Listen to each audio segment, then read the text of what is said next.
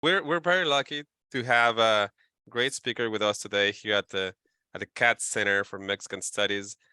His name is Professor Hugo Ceron Anaya, who's an associate professor of sociology at the University of Lehigh in Pennsylvania, and he obtained his PhD in sociology from the University of Essex in 2009. And I find his work fascinating in the sense that lots of studies of inequality in Mexico, in Latin America, including my own, we tend to focus on the downtrodden, right? We tend to focus on those who lack privilege, on those who lack resources. But Professor Ceron, he's actually looking at the top of the social pyramid. He's looking at privilege. He's looking about how whiteness is constructed within, focusing on Mexico, but also within a larger Latin American context, and also how are these notions of whiteness are intertwined with the perceptions of masculinity and with other class dynamics in the life of the affluent in Mexico. And he has a book that was published by Oxford University Press. We definitely see that connection with England there. His book is called Privilege at Play, Class, Race, Gender, and Golf in Mexico. And I know that this is based on a lot of qualitative work based on exclusive golf clubs in Mexico, where whiteness is a very important, very salient identity category that the participants deploy in their everyday lives. Today, he's going to share some of his work titled The Racialization of Class, and we are very happy to welcome Professor Ceron, and you can take the floor now. Bienvenido. Thank you very much. Just an FYI, we're going to have the Q&A at the end. So if you have any questions, please make sure you write it now so we can engage with Professor Ceron. Thank you. Thank you very much, Professor Flores, Alberto Ortega, for the invitation. It is a pleasure to be here. I was sharing with you at the beginning that it is an honor to be at the Katz Center. As an undergraduate student, I read Frederick Katz's work, and later I attended in the mid-1990s a couple of talks he gave in Mexico. So it's a double pleasure to be here. Can I share my screen? I sort of prepare. I will try to keep in order my thoughts by, here I am. Okay. Well, the title is The Racialization of Class, Studying Up Project on Mexico, and this is the cover of the book. Let me first start. I will present today two interrelated arguments. First, that the idea of race does exist in Mexico. And second, that class and ethno-racial dynamics are inseparable in this country, and I will argue to a great extent in the rest of Latin America. So first, let me start presenting the setting of this study. This is an ethnographic study. Following Professor Flores' argument, most of the studies of social inequalities, and we have fascinating studies, have looked at the poor. We have incredibly complex studies looking at the networks among poor neighborhoods and so on. Now, this is a poor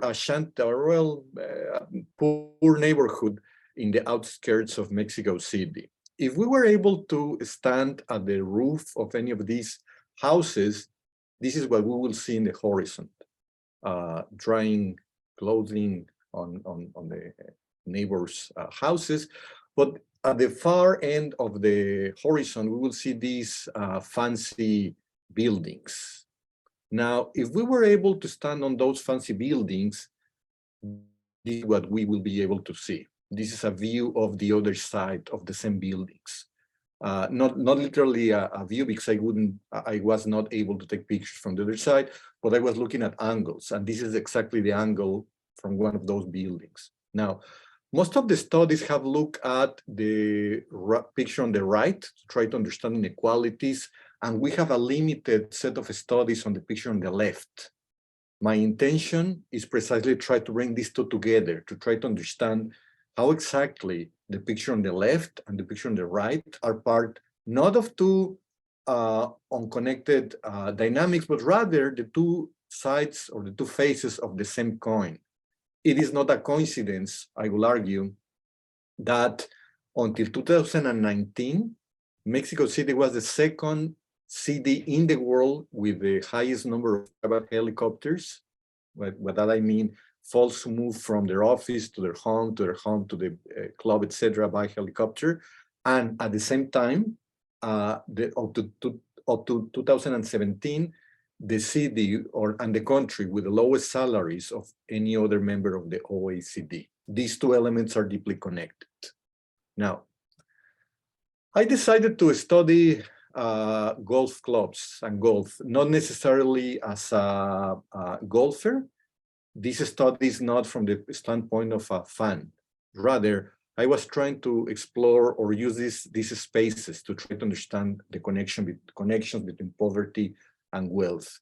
It is important pointing out that there are no public courses in this country, that all the clubs are private. Now, what is the cost of a membership in one of these? And there are 13 clubs in the city. Only 3 of them are actually in the city. The rest are in the metropolitan area. The cost of a membership is around, the average cost is around $25,000 to become a member. One need to take into consideration that according to official census, slightly less than the half of the population in Mexico lives under poverty, and about less than a quarter lives on extreme poverty. So this is the backdrop under which we have these extremely affluent settings. There are some clubs that are more expensive than $100,000, and there are only one club that is sort of the most accessible club, costing around $9,000 the membership, which that club is really unique in many ways. Most of them are around the $25,000.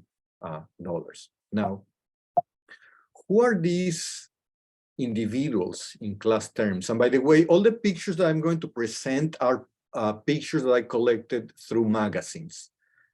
These are not pictures that I taken. So in that sense, all of them are public information. So I didn't interview these folks. They were part of articles in magazines. So who are they in class terms? This sport is exclusively composed by members of the upper middle and the upper class. No member of the middle class can pay the $25,000 to join the community. Now, the $25,000 doesn't count other expenses like annual fees, instruction fees. Some clubs even charge for a green fee to use the course, food and drinks. That is not included. There are a few studies actually trying to understand the upper middle and the upper class.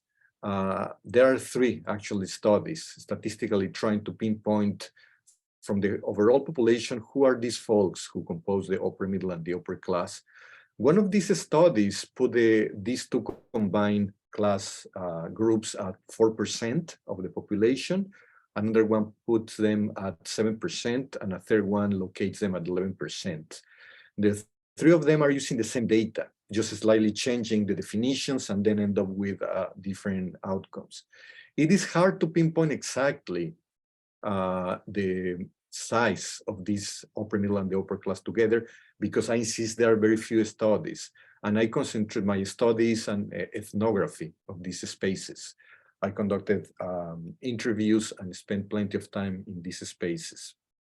Now, let me talk about some of the unexpected turns I found in this research. And I play around with the idea, or I play with the word unexpected and expected, because now at the distance, I think that I should have expected the turns, but at the time I saw them as unexpected.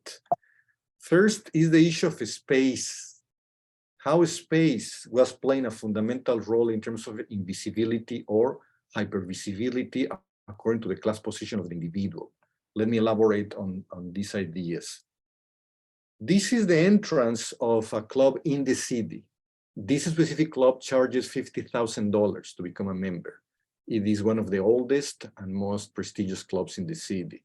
You could see the entrance. The entrance signals nothing but being a normal site, a normal space. We can even think of a warehouse or anything like that. This is the backside of the same club.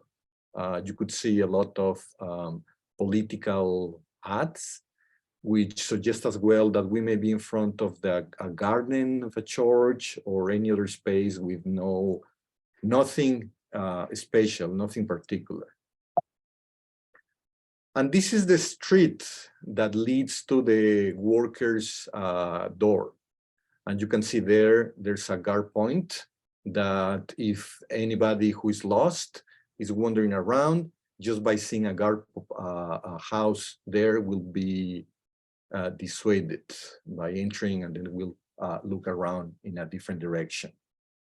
Now, this is an aerial view of the area, and you can see that this is a huge physical space.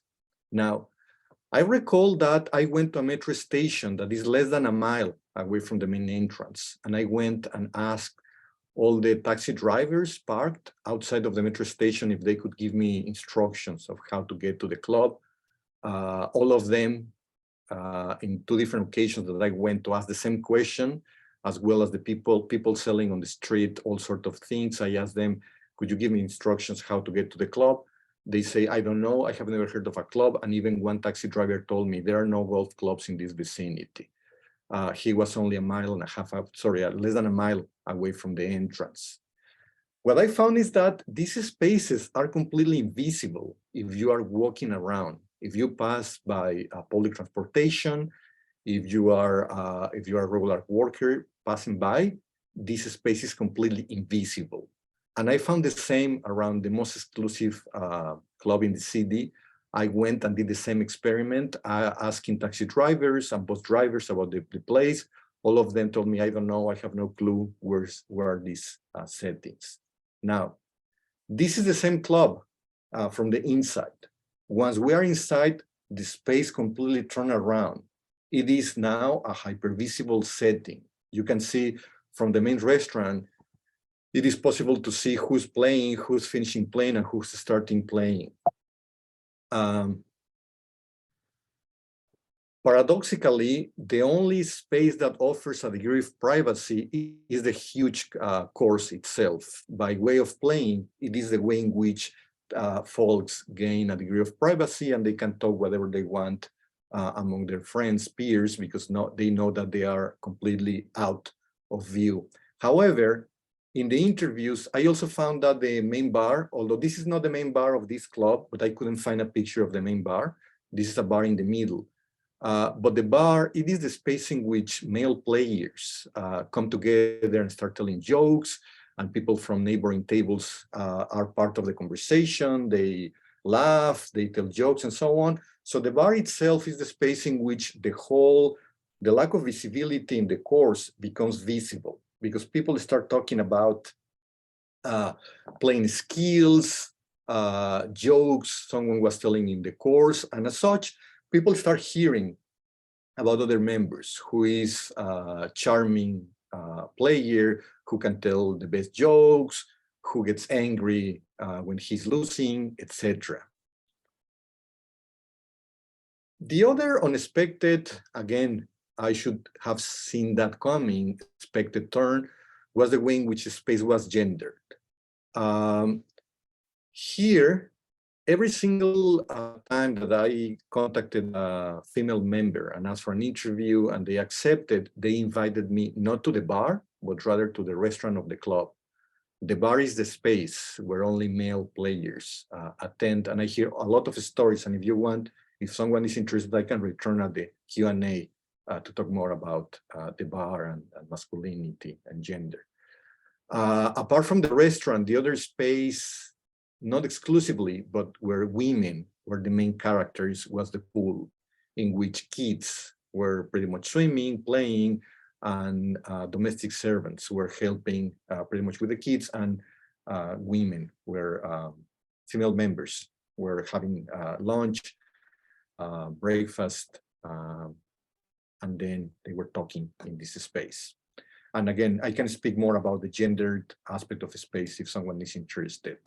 They were banned from the main bar in all the clubs I attended, and all the clubs in which I found people and I asked, in all of them, women are banned from these spaces.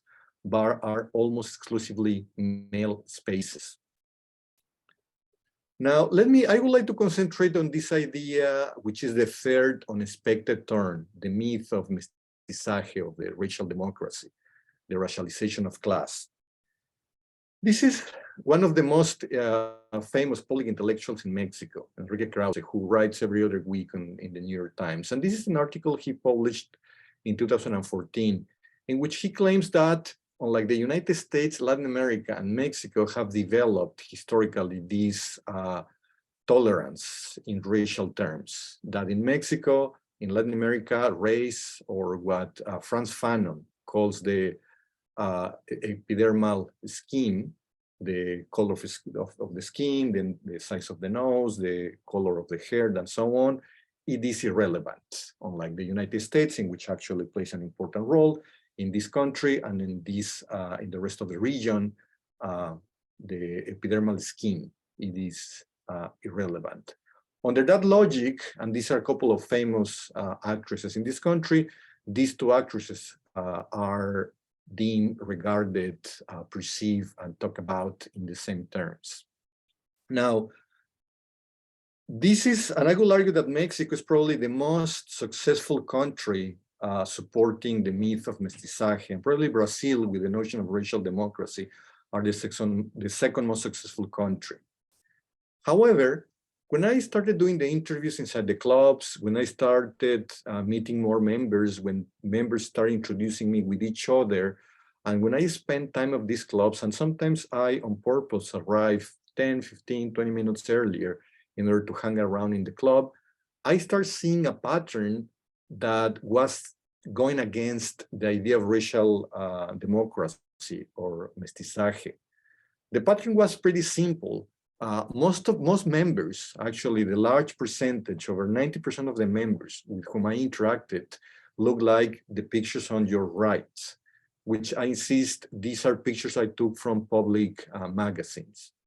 And most workers look like the folks on the bottom left, which again, those are pictures that I took from public magazines. And then early on in the project, I started wondering if it is class and class inequalities and class fortune and misfortune, or economic fortune and misfortune, would actually constitute different groups in Mexico. Isn't it that we would expect to see all sorts of colors at the top and all sorts of colors at the bottom, because it is not race or ethno-racial categories, but actually economic fortune and misfortune, what will put people down and up? However, I found these consistent patterns in every single club. It was sort of the pattern was repeating club after club after club, in which workers had different tones of dark skin and members have different tones of fair skin. Let me elaborate a bit more on how exactly I developed the idea of the racialization of class. I was interested in hearing what type of arguments those folks on the right, or members, offer to understand the class position of caddies. And caddies are the workers who carry the clubs, who help members during the game. They help them finding balls, communicate messages between groups, etc. And some of these caddies are really good players. I found the cases, and I interviewed some caddies who, if they were in the United States, they will be recruited by big universities with the intention of becoming professional. They were playing within the logic of the game, what it is called Scratch, which is an extremely talented player. So I asked members about, the question was, why is it that few caddies become professional players? I was not interested in the professional side of the sport. As a non-fan, I didn't care about that, but I was trying to present the question in a different framework. And then what I found as an answer about the reason why most caddies didn't become professional, despite some of them being extremely talented, was the classical argument about class. These folks lack ambition, they have poor education, they don't have, their diet is really bad, etc. In a very interesting turn, I found someone who told me, okay, you want to hear why these folks do not become professional players? Let me tell you the story of Johnny. And then this member told me the story of someone specifically who started playing as a kid because his father was a caddy. As a teenager, became an extremely talented player. And when he was a young adult, he tried to become a professional player. Now, that professional player only stayed for a couple of years in the Mexican League and then returned to be the professor in the club. The member who told me the story brought up the point, look, this story encapsulates very well these folks.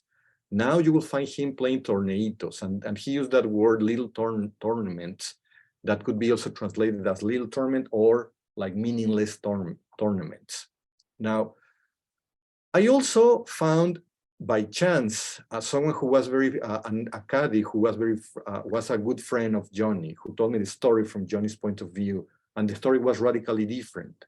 Johnny realized very early on that in order to become a professional player in the league, in the PGA league in the United States, he needed to invest about between 4 and 6 years of all the winning prizes in his own career, buying better equipment, paying expensive hotels, first class flights in order to arrive rested, and so on. And he realized as a young folk with a family that was extremely risky to do that. Yes, the rewards could be extremely high. However, the financial risks coming from the working class were extremely difficult. And as such, he decided to, rather than engage in the sport professionally, to stay as the professional trainer in the club, and then certainly make less money, but have a more secure income.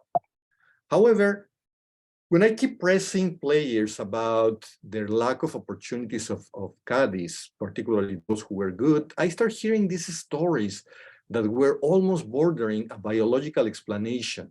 For example, one player I recall start talking about the food. He said, like, look what these guys eat. Nobody can make it in life eating that. And of course, the comment didn't come from a doctor or a scientist, an expert on nutrition. The comment rather was pointing out to this really old argument about the diet of the working class. Like these folks eat beans and corn and chili and all the connections with native communities about it. I also recall a player who, when I asked, or a member who, when I asked about this question, she brought up the point, even if you bring all of them together, you will not even be able to make a competitive player. So in many ways, you have these narratives that were almost assigning a biological characteristic to these players. They innately, there's something inside them that prevent them. Other players start talking about the strategy of the game and then shift the conversation after I ask the question by telling me these folks are unable to understand the strategy. This is a game about the strategy and they lack the intellectual skills needed. So they were constantly bordering this class argument with biological discussions about others. Only one instance, actually, one member, after I keep pressing, I stopped the recorder and we kept talking, and halfway through, she told me, well, you asked me before about this question of why caddies have no opportunities. Of the record, I will tell you what I think about it. I think that the reason these players are these caddies, workers, have no opportunities in this sport, it is because they look like their mates and their drivers. And then the person put himself in a third person and say golfers deeply despise their mates and their drivers. This person, by the way, did her undergraduate degree in the US and later lived several years in the US. I suspect that that may have give the person a peculiar perspective to understand racialized elements. So out of this conversation, I start suspecting that what we have here is a connection between class and racialized ideas. People constantly use the private-public distinction to talk about these ideas. They make the distinction between driving ranges that appear in the late 1990s in Mexico City. They were a boom of these inexpensive places in which people can rent the clubs, and with no more than $10, $15, they can learn the basics of the game. So these driving ranges, I attended, or I went and visited several of them. And I recall in one instance, one of the owners of them, after he heard that I was doing a research on golf, he started talking with me for about an hour and a half, complaining about the lack of opportunities or the lack of economic fortune his business was having, how difficult it was to attract golfers. And in fact, he had spent some time outside of a golf club giving during weekends, giving coupons, and no single member have shown up. And he complained, I want to attract members, not lower class executives, which was an ironic comment. I recall that in these settings, caddies were the instructors. And when I asked members about driving ranges and caddies, they use all these metaphors about the working class. One member told me, in these driving ranges, you will find butchers and construction workers well-dressed. That's it, you don't have golfers. And members constantly made these comments referring to caddies as anything but a golfer.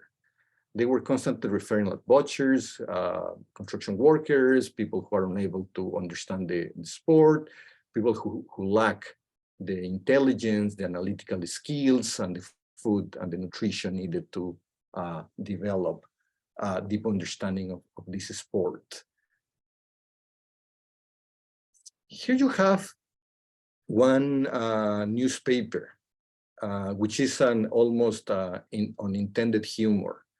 The title of the section is With Class, and the name of the article is Winners Are Awarded. I almost laughed when I read these two, the title of the section and the title of the article together.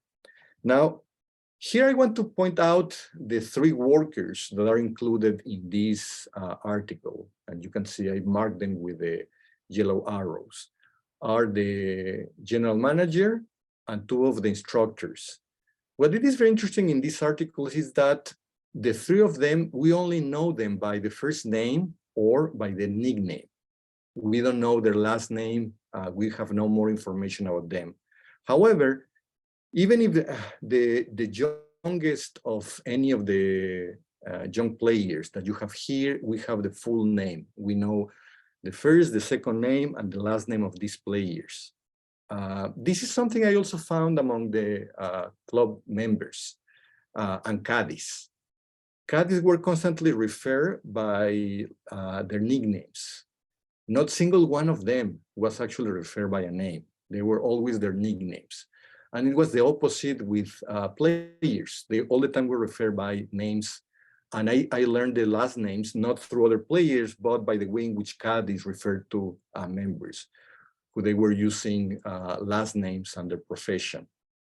So what I found here in this logic is that it seems that the world of these upper middle and upper classes, they insist on the name and the last names as a way to cement their privileged position at defining their future, whereas the nickname logic seems to be present as a way to impose on individuals a set of structural conditions that are defining their future trajectory and position in life. Based on these ideas, and I will provide plenty of evidence in these three elements, I play around with this idea of the racialization of class. And I'm suggesting this way of understanding racial views in this country, having 4 different segments and the whole population being allocated in one of these segments. Let me present all of them at detail.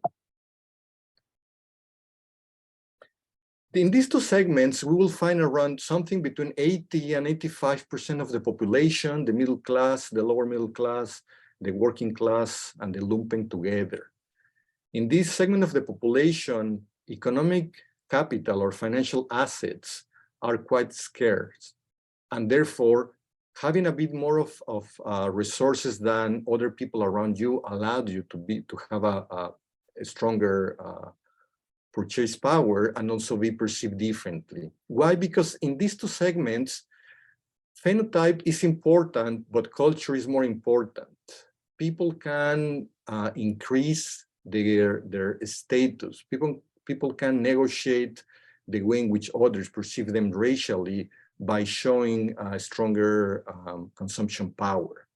And also by showing that ones have internalized urban sense of fashion and urban Spanish, internalized the urban Spanish, among some other things. Here you have an example of ways in which fair skin, which when it is connected to class, it is perceived as lacking any sense of distinction. There is this term, which I heard as part of the interviews, güero de rancho, which can be translated as lower class white. Lower class rural white, and the rural and class comes together to try to diminish, to try to erase any sense of distinction connected to the epidermal scheme of these individuals. I also heard these jokes about Mennonites, and referring to someone as Mennonite implied both, that someone may have some phenotypical features associated with Western Europe, however, the person was a poor individual, and as such, it was not considered as, the person has not the status and distinction that you can find in other individuals. In this side of the class spectrum, access to private schools, shopping malls, sense of fashion, food, music taste, among others, are the ways in which people can negotiate their way up. By having a bit more of money than others, people are able to move up in the way in which class and racialized ideas are portrayed. And this is the world of nicknames. As in the article I mentioned before, nicknames are here what are defining the identity of individuals. If I move to the upper part of the scale, and this is the world of the upper middle and upper class groups, here we have the logic present among middle and working class individuals is completely inverted. And there are several reasons why the logic is completely inverted. On the one hand, in this space, money become a constant asset. Suddenly having an apartment in Miami or in San Antonio in Texas or in California or an expensive imported car means nothing because everybody else has 1 or 2 or 3. So it is not that money loses its exchange value in the marketplace. That apartment can be sold, that car can be sold, and it still will generate plenty of resources. But the symbolic value of money starts losing its currency. In opposition, what we have are manners and behavior, particularly of the most expensive type, are becoming more important. And what do I mean by manners and behavior of the most expensive part or the most expensive sort? I recall interviewing members and asking them about who doesn't belong here. And I heard this story, a couple of stories of people who, according to members, do not belong into the space.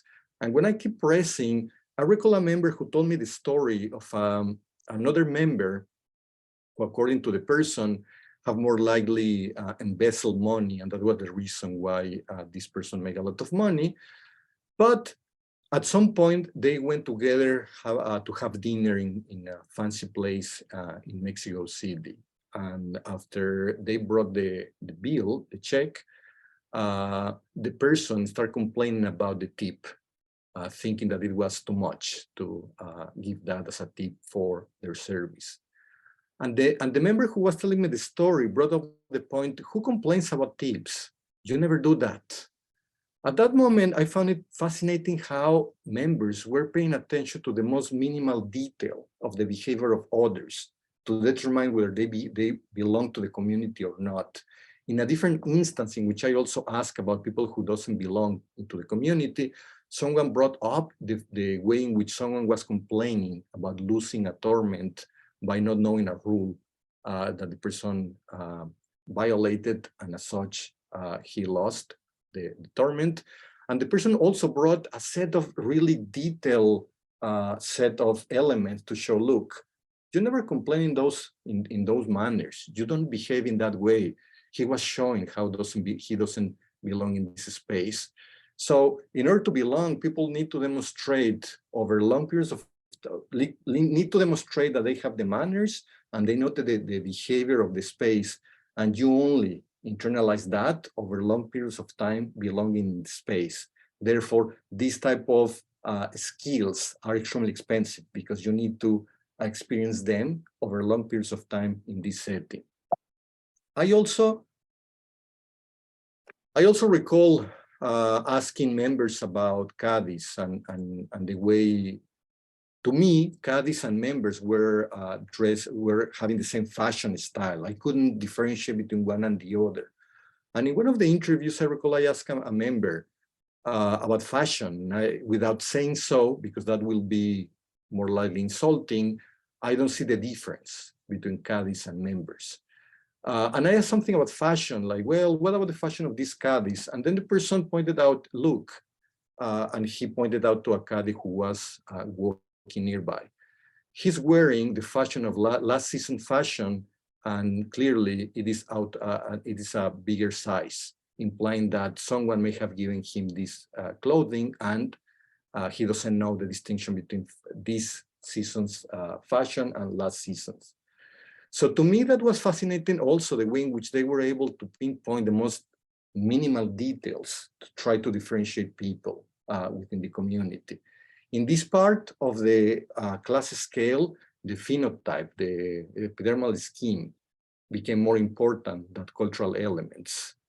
There are very few studies on the upper classes, and the few studies that have analyzed these groups have also reached a similar conclusion, looking at different other spaces, that the phenotype becomes really important in that border between the upper middle and the upper class. Finally, and they are about 11% of the population, I also found this strange world of folks who were part of the community, but people thought that they didn't belong. They referred to them using nicknames. Members didn't use names, but rather they start playing and joking about nicknames to refer to these outsiders. One of them, the politician, and he was constantly the person who told me the story, referring to this other member as a politician. As well, I heard the story of someone being called a beaner, a frijolito, which it also follows a parallel in the way in which the term beaner it's used in the United States as an offensive term to refer to Mexican Americans and Mexicans, and el naco. And here, I would like to just very quickly move to the idea of el naco, because I think that this illustrates very well the way in which the class and racial system operates in Mexico, which is a highly ambivalent system and very violent system. This is a picture, the first picture I found by googling naco. But this is the third or fourth that appear on Google Images. So the term naco is a word invented in the late 1950s, 1960s to make sense of someone who is, the word make a reference in between class and race, trying to combine notions about, or accusing someone of being not a mestizo or a mixed blood, but rather an Indian, but also lacking the manners of the middle class, the urban middle class. And in the way in which some members refer to an outsider as a naco, someone who had plenty of money to buy a membership, but lacked the manners to be part of the community, in many ways remember me the way in which Bolívar Echeverría, the philosopher, talks about the distinction of whiteness and white, and how modernity is based, originally was based on the epidermal skin, but eventually the term sort of become the spirit, whiteness as a spirit, and spirit connected to consumption. So what we have in this term is the possibility to think about race as something that is deeply connected to class. The way in which class manners, or lack of them, shows and exhibits someone who lacks the proper internalization of class and racialized understandings. And I want to finish the whole discussion presenting this idea of racialization of class and how the idea, I argue that in Mexico, it operates over this spectrum in which we have, on the one hand, desirable bodies, privileged bodies, and those bodies are either connected with whiteness in the phenotypical understanding, but also connected with the spirit of whiteness by way of consumption, knowing what to consume, how to consume it, how to present it, how to exhibit, and when to exhibit. And on the other hand, we have undesirable bodies, we have exploitable bodies, the non-white spirit, brownness and blackness. And Katz belong to that part of the spectrum.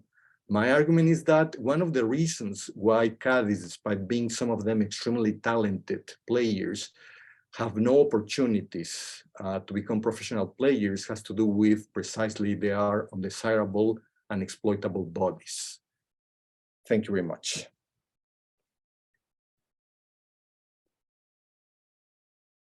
Thank you, Hugo, for this very provocative presentation.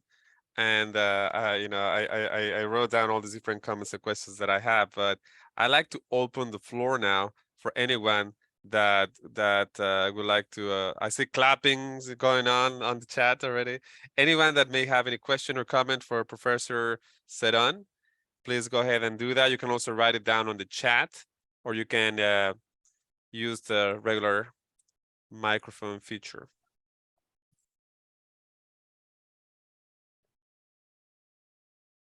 Well, I guess to start the conversation while other folks, collect their thoughts and write down their questions, I find this to be very fascinating because you're able to get data from both sides of the boundary.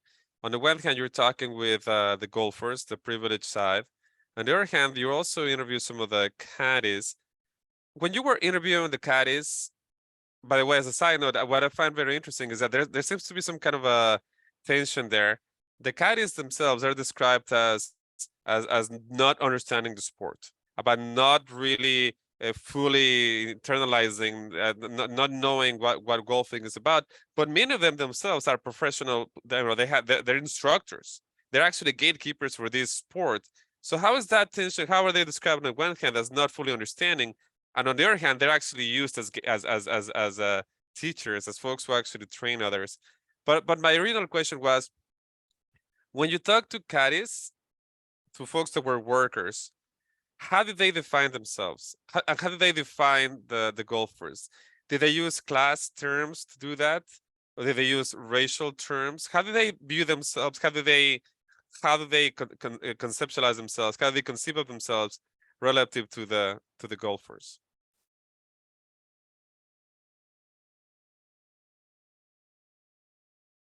Do you want me to address this question, or do you want me to collect several questions and when we? Let's collect a few. That's a good. We have also Theo Hurley also raising her hand, and you can take the floor, Theo. Thank you so much. Thank you so much, Professor. This is really fascinating.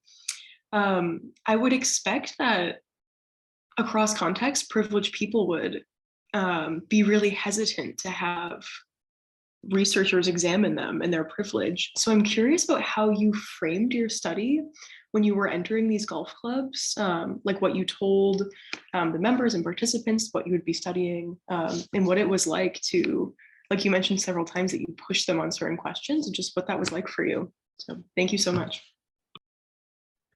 Thank you, Theo. And we have another question on the chat by Sharon Pines. She's asking, given that mestizaje involves the supposed mixture of indigenous people and colonizers, how do the privileged members of the clubs see their particular heritage? Do they define themselves as Europeans? And I really, it's funny you're asking that, Sharon, because that was really what I was also very interested in is that how do they conceive of, do they see themselves as white? Do they use that vocabulary? And how do they connect this idea of whiteness with the national ideology of Mexico, right? That is supposed to be about being of a racially mixed heritage. Did they emphasize their connections to foreign lands, or did they see themselves as like, oh, we're actually the real Mexicans? I mean, how was their connection with how Mexican is constructed? But also, did they define whiteness in the same way as whiteness is sometimes defined in the US as a racially pure category? As a racially pure category that if it's poison, quote unquote, by contaminated by a drop of blood, then because of rules of hyper descent, then you're no longer white. You become reclassified into the status of, to the lower status category. Did they also subscribe to that kind of understanding of whiteness as a pure category? And there's another question. You see all the questions now, it's like a flood. The gates have opened, by Jan Eichler. Thank you, Hugo, for this interesting talk. During your fieldwork, did you hear or witness practices of resistance? Did people break with racialized or gender structures? If so, how and under what conditions did people resist these processes that you so eloquently describe? So I think we have plenty of questions for you now. Okay, so let me just start with the, thank you very much for your questions. In terms of tension, it is very interesting that when I ask members to define the sport, they constantly use metaphors that seem to be that they were describing chess. They all the time talk about golf in terms of a mental game, a game of strategy, a game that you require nerves of steel. And they were giving it a lot of details to show me like, this is a mental sport. And of course, in opposition was like, you have these other sports like soccer, boxing, etc., basketball, that are physical games. When I chat with Katz also gave me the same narrative. This is a mental sport. You need to be really smart. You need to be really strategy. I even recall a member who told me, he pointed out to try to explain this connection. Do you know where are the countries that have more golf clubs in the golf courses in the world? And I'm like, no, I don't know. Japan and the United States. And you know what? Because they have discovered that golf allows you to bring up your IQ, and then he sort of developed all this idea of golf and IQ. So Katz also hold into that narrative. However, I also found Katz who is slightly veer from the narrative, and some of them, but very few of them, particularly I recall an old Katz who told me, I hope that you can write a different story. In all the stories and all the books that have been written about this sport, either we are non-existent or we appear on the site. And then he finished the comment saying, we are the sport. I hope that you can bring that up. So it was fascinating, this tension, the tension, because most Katz were holding into it. Because in many ways, I think using this notion of the racialization of class, golf allowed them, going back to their own communities, to their own family, to claim a distinction that nobody else can claim back in the neighborhood, among their friends and so on. When talking about how Katz define themselves, I was asking that question to Katz, and they use all sort of euphemisms to talk about poverty. We're humble people, most of us are poor, we come from the very bottom of the class hierarchy, and so on. So within that context, to me, towards the end of the research, became clear that some of them who were giving instruction at driving ranges, they were using the sport itself to play into this notion of whitening themselves, showing something that other middle-class folks, working-class folks were unable to have, to understand, to hold to. But some of them were trying to bring, like, we are the sport and we have been pushed to the sides. Interviewing caddies, it is also important to point it out, was way easier than interviewing members. Every single interview with a member required a huge investment of time.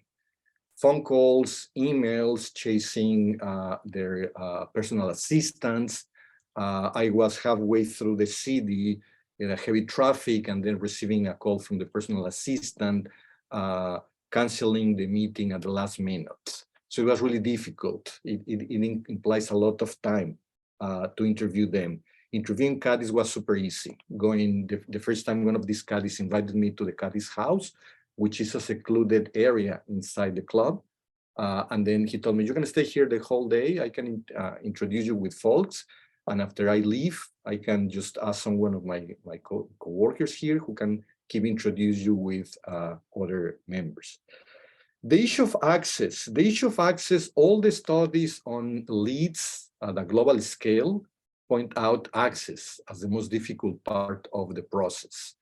Some of the best studies I can think in the United States and outside of the United States include, I can think of the one study in Mexico that is amazing, includes in the group of researchers a member of the elite, and that is the person who gives access to the spaces. How did I gain access? And this is connected to the question about whether they define in terms of Europeanness or European. I learned that if I emphasized the fact that I was doing a PhD in England, the fact that I was living outside of London, the fact that we can speak about London or Berlin or other spaces that I have been in conferences, that suddenly transformed the way people perceive me. More than once, when I was sort of hanging around in the clubs, I recall seeing workers who look at me in a funny way. The first time I didn't know what to think of the interaction.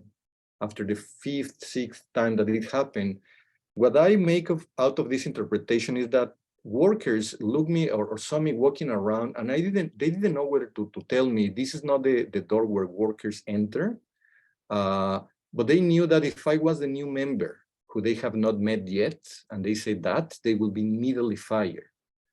So I think that it was also a way in which my own phenotypical features were also playing a role in the whole interview. And when I was sort of insisting on this sort of common strategy about our common connection with Europe, suddenly people completely transformed the way they view me and they treated me. In many ways, I was sort of, in their views, becoming whiter by also playing around with this notion of the racialization of class. Do they define themselves in terms of whiteness? They never use the term itself. They never use the term white, but they were constantly speaking about people telling me, oh, I will show you the bar because this bar was inspired in this Belgian bar from the 19th century. The history of the sport was full of these constant metaphors and constant descriptions of clubs that were imitating other spaces in Europe and later in the United States. So the issue of whiteness was never fully articulated. And I think that also speaks about how successful the Mexican state has been in cementing the idea of mestizaje, however, of mixed race. However, people were constantly making a lot of comments and references to Europe to try to mark who was part of the community and who was not part of the community. In terms of pollution, do they think in terms of pollution? They do think in terms of pollution, in terms of caddies. At some point, when I keep asking them, and I will return to the issue of pushing participants, when I keep asking them about caddies, why these folks, some of them are extremely talented. I even found the case of a caddy who was invited to the European League, which is more important, the second most important global league in the world. And it was the third tournament in the league. He had lost the previous two because he didn't have money to travel to the tournaments. And the following tournament was in a week. And he told me, more likely I'm going to lose again. I have no resources to travel there. And when I keep pressing members about, well, you have the case of these folks, why are they not supported? The narrative moves in terms of contamination. without never fully elaborated on the point. They were talking about caddies as this sort of different category. They are lazy. We shouldn't support them. They love to drink. The comment about they love to drink happened at 11 a.m. after we were in our 3 beer. So I find like really ironic. Like really, these folks love to drink. I didn't say, of course, I didn't bring up the point. But they do talk about these public spaces in which caddies and people who look like caddies were gathering to try to learn sport as spaces that were the antithetical from of a golf club and a golfer. So they do articulate notions of pollution to try to explain this is the reason why we don't go to those places. Those are not for the folk of us. And in terms of, Jan, thank you very much for the question about resistance, gender. I recall that at some point I was asking female players about gender inequalities. One of them probably elaborated on the point for about 20 minutes or more, how unfair the space was and how unequal were relations in terms of gender and exclusion and so on. And at some point, she brought up the point of professional female golfers. And she asked me, have you seen the professional female league recently? I don't recall what I answered, but I do recall that she said, and I have that in the recording, she said something like, I don't like watching professional female golfers because they look like lesbians. Look at their muscles. So in many ways, what I found is that most members do not resist, because resisting in terms of gender or even in terms of racialized terms implied completely transforming the environment that have given on the very first place privilege to many of them. So going against the sexism and the classism of the setting implied blowing up the whole space of privilege that compose the area. Thank you, Hugo. Just wanted to say that, you know, I unfortunately I have to teach a class right now, but Alberto will take over the Q&A. There's a couple more questions on the chat. I just leave you guys to have this wonderful conversation. Thank you, Rene, and thank you, Hugo. Yes, yeah, we are approaching the end of the session, but we still have a couple of minutes to, we have 2 more questions, so we can ask them together. So Refugio Gonzalez asks, did you ask about their status? Meaning, are they married, single regarding their race, or do they address having a biracial relationship? And Nathan asks, well, he thanks you for the presentation and asks, would these individuals, the golf players and club members, embrace or reject the notion of being whitexicans? In terms of the first question about their status in terms of race, in terms, sorry, their whether they were single or married, yes, I asked questions about that, and they sort of most of the interviews were pretty long, and they started, or we started. I started by asking them if they can elaborate on why golf was important among businessmen. And I learned early on that if I asked that question, they got super excited and literally sat me and lectured me for about between half an hour and 40 minutes about the relationship between business, capitalism, and golf in a highly positive way. And after that, I start sort of asking questions in terms of these other issues. Did I ask their questions about race? I didn't ask directly a question about race, because when you ask the question about race in Mexico, people will immediately think that you are either fooling them or you are not understanding the context. The direct question of which race are you, more likely will be answered, I'm Mexican, and Mexican is viewed as a race, and that is the case for all Latin America. Most people will answer, I'm Argentinian, I'm Costa Rican, and some, such as if that were a race. They were not in that line openly articulating racial arguments, but they were mainly covering the racialized aspect of these questions through class arguments, and by bringing biological and deterministic ideas. And the question about rejecting the notion of being white-sican, I don't know because the issue didn't, not single one of them brought up the issue of white-sicans to try to describe themselves. One of the things that I am concerned about the term is that in my research, what I found is that according to the class position, notions of race or racialized ideas are inverted. So if you are in part of the middle and working class, people develop different notions about racialization and whiteness that if you are part of the upper middle and the upper class, people develop different notions about who belongs and how whiteness operates. And when I have seen the discussion about white-sicans and this combination of white and Mexican in a single element to bring together, it seems to me that it may suggest the wrongful idea that Mexico operates under the same logic than the United States. And I have seen people complain like, oh, folks who are talking about white-sicans doesn't understand anything because I know someone or I have a relative who is dark skinned and is the wealthiest in the family or got married with the whitest person in town, etc. And that sort of misses the point, like notions of whiteness, who's white, it depends where in the class system or in the class hierarchy you ask the question, you're going to have different answers on the one hand, and on the second, there are moments or instances in which one can buy through consumption power their white identity in front of others. So no, they never used the term, and I didn't bring that up in the interviews.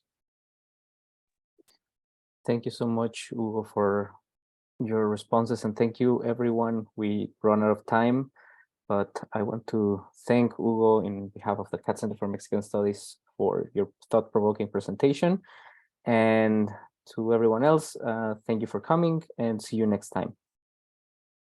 Thank you.